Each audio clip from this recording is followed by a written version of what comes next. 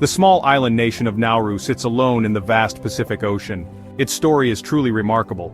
Incredible wealth from bird droppings. These droppings became valuable phosphate rock. Nauru's journey shows how fortunes can change. It warns about relying on a single resource. Highlights the need for future planning. Many lessons can be learned from Nauru. Nauru's story is a powerful cautionary tale. It's about hope for recovery and lessons on stewardship. Long before outsiders arrived, Nauru was home to a vibrant culture. It is believed that Micronesian and Polynesian voyagers first settled the island thousands of years ago. They navigated the vast ocean in outrigger canoes. These early Nauruans established a society based on kinship and tradition. The island was divided into 12 distinct tribes or clans. Each tribe had its own history and customs. They lived in harmony with their environment, a small, isolated world rich in marine life. The traditional Nauruan way of life was self-sufficient. The people were skilled fishers. They caught fish from the surrounding reef and the deep ocean. They also cultivated some food crops.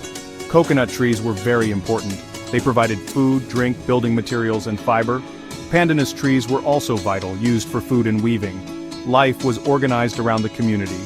Storytelling, dance, and music played important roles in their culture, passing down knowledge and traditions through generations. Nauruans had a complex social structure. Chieftainship was often hereditary.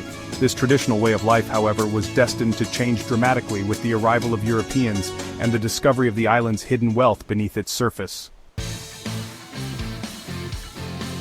The first recorded European contact with Nauru occurred in 1798.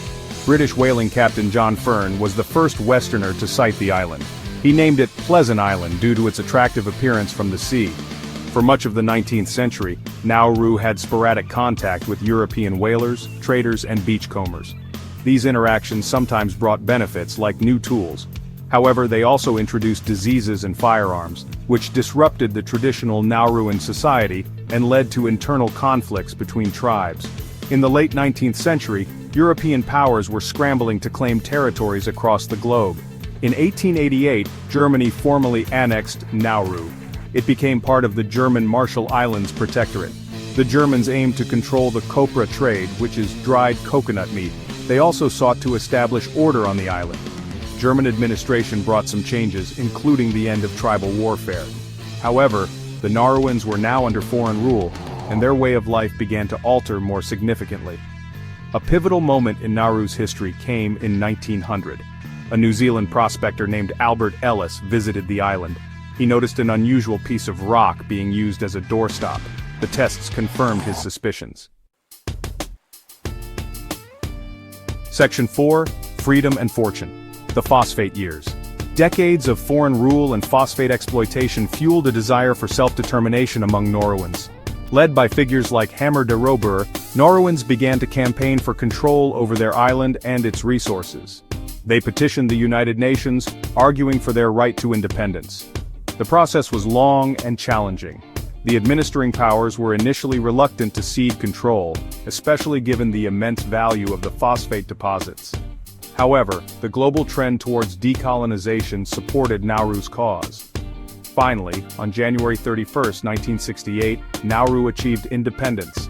It became the world's smallest independent republic. This was a momentous occasion for the Nauruan people. With independence came the opportunity to take control of their own destiny. A crucial step was gaining ownership of the phosphate industry. In 1970, the newly formed Nauruan government purchased the assets of the British Phosphate Commissioners. This gave Nauru direct control over the mining and sale of its most valuable resource. The period following independence was one of unprecedented prosperity. Nauru became incredibly wealthy from phosphate exports. Section 5. The dream fades, depletion, and missteps. The phosphate that brought Nauru its fortune was a finite resource. Decades of intensive mining began to take their toll. By the late 1980s and early 1990s, it became clear that the primary phosphate deposits were nearing exhaustion.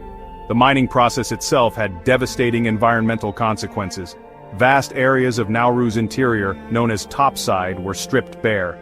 This left behind a barren, jagged landscape of limestone pinnacles, making about 80% of the island uninhabitable and unusable for agriculture. As the phosphate revenues declined, Nauru faced a severe economic crisis. The Nauru Phosphate Royalties Trust, which was meant to secure the island's future, suffered from poor investments and mismanagement. Many ambitious but ill-advised ventures failed, losing vast sums of money. These included investments in overseas property, a West End musical, and other speculative projects. Corruption and a lack of financial expertise also contributed to the rapid depletion of the nation's savings. The dream of perpetual wealth was unraveling quickly. The environmental destruction had profound impacts beyond the loss of land. The removal of vegetation led to increased dust and affected the local climate. Freshwater resources became more scarce. Section 6. A troubled present, new dependencies and old wounds.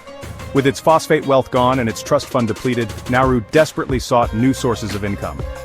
One controversial avenue emerged in the early 2000s. The Australian government began paying Nauru to host asylum seekers who attempted to reach Australia by boat. Nauru established offshore processing centers, becoming a key part of Australia's Pacific solution. This arrangement provided much-needed revenue for the Nauruan government.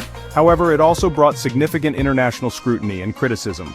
The detention centers became a source of considerable controversy.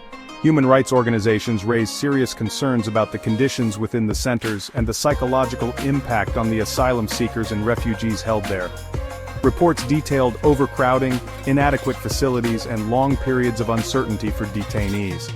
While the centers provided some employment for Nauruans and revenue for the state, they also created social tensions and ethical dilemmas for the small island nation, linking its economy to a contentious international issue. Beyond the detention centers, Nauru continues to grapple with the legacy of its phosphate boom and bust. Section 7. Facing the future, challenges and hopes on a small island. Nauru faces existential threats from climate change and rising sea levels. As a low-lying nation, it's extremely vulnerable to a warming planet. Coastal erosion threatens homes, infrastructure, and arable land. Saltwater intrusion makes access to fresh water challenging. The future habitability of the island is a growing concern. Despite challenges, Nauruans work towards a sustainable future. Efforts to rehabilitate mined-out land are ongoing. Initiatives to promote healthier lifestyles are underway. The government explores renewable energy options like solar power. These steps are crucial for long-term survival. Sustainable tourism and fisheries offer economic diversification. Nauru's unique history and marine environment could attract niche tourism. Developing a sustainable fishing industry is also a priority. Nauru's story offers profound lessons for the world.